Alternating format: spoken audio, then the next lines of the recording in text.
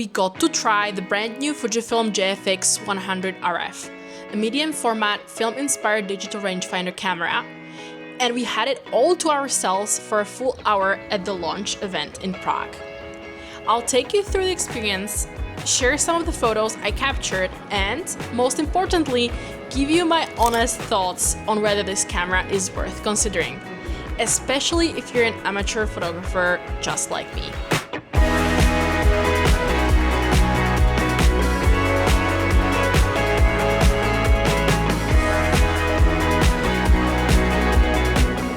Fujikina event was an absolute dream for photography enthusiasts.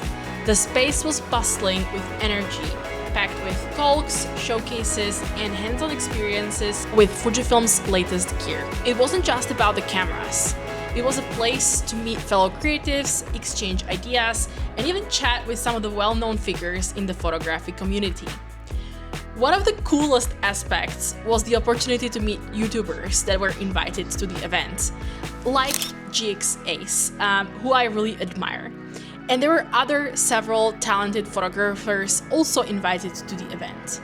Seeing them there and having them share their experiences and thoughts on the new gear in person was inspiring and added to the excitement. As part of the event, Fujifilm let attendees borrow cameras for an hour, completely free of charge. By Sunday evening, the queue for this had died down, and we managed to get our hands on the silver version of the GFX100RF. For someone who isn't a professional but loves photography, this was an incredible opportunity.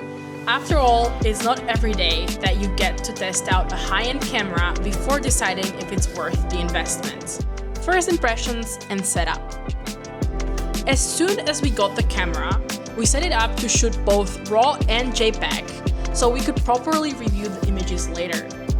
We brought our own 512GB SD card, luckily, which was a lifesaver as the images captured in the RAW format amounted to about 200 megabytes each.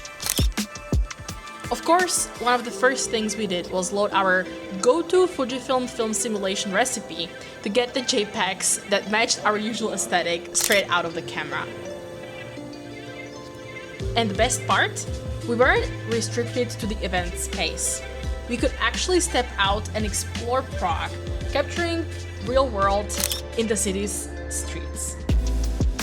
I'll be sharing some of the images here, along with my thoughts on how the camera performed in this short hands-on session.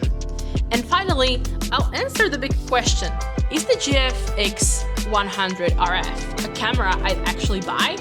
And should you consider this if you're like me, a fellow amateur photographer? Let's dive in. As soon as we stepped out of the exhibition space, held in the beautiful Art Deco train station, we took the opportunity to shoot some street-style photography. The surrounding park made for a great starting point, and we immediately started experimenting with the GFX100RF.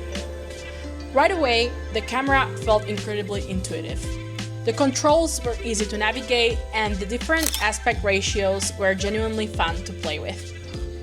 One that stood out to me the most was the 16:9 ratio, which gave a cinematic look to the images straight out of the camera. What's great about this camera is that it allows you to crop in camera while still retaining the full image in RAW format. That means you can actually see exactly how your shot will look in the moment, whether through the rangefinder or on the screen, but if you change your mind later, the full image is there in RAW for adjustments in Lightroom or other editing software. Portability and everyday usability. Compared to Fujifilm's other medium format cameras, like the GFX100S, the GFX100RF felt much more portable. The strap it came with allowed for both crossbody and neck strap use, making it really comfortable to carry around for everyday shooting. For a medium format camera, this felt really portable.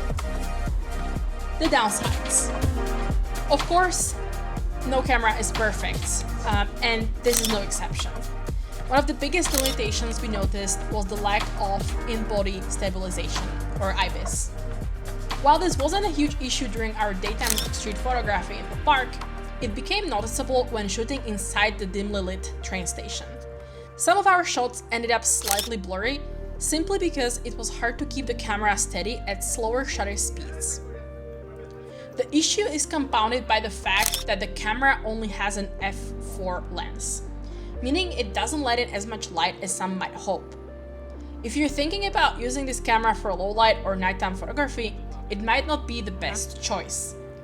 Given the price point, this was a bit of a disappointment. I also tried shooting some close-up images of flowers along our walk, and while the results were decent, the camera struggled with close focusing. That's not a huge surprise though. The camera is really not built or meant for close-up or macro shots. Overall, we really enjoyed using the GFX100RF. It feels like a bigger sibling to the X100VI, a camera that's incredibly popular right now. But unlike the X100VI, the GFX100RF comes with a much larger sensor, giving you that beautiful medium format look in a relatively compact package. That said, this is not a camera for everyone. Given the price and limitations, it seems best suited for photographers who already own a medium format system, but want something smaller and more portable for day-to-day shooting.